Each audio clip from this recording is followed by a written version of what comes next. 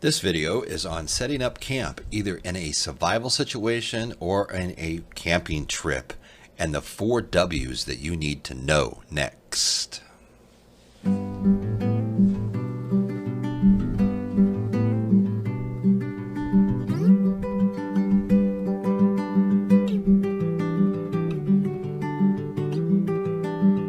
Okay, so you've gone out on a trip or it's a survival situation. Take your pick. Okay, but a lot of this is all based on a few decisions for your simple set of rules of the 4 W's. But there are a few other things you want to make sure that you're considering here before you're setting up your base camp. How long are you going to be there?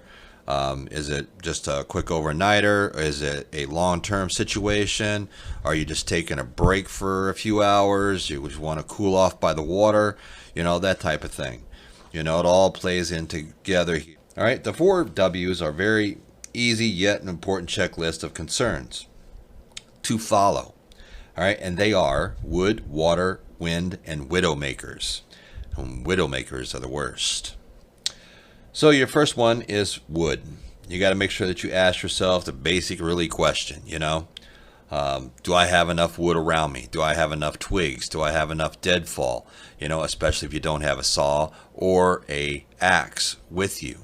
You need twigs and small branches and everything else to try to build a fire and keep that fire going. Do not let your fire go out. Always keep it going, especially if it is in a survival situation. The second W stands for water. And with any resource, you got to have water. All right. First thing you want to ask yourself is, how close is that water source to me so I don't have to keep walking as far, and is it easy enough to get to that I can get the water?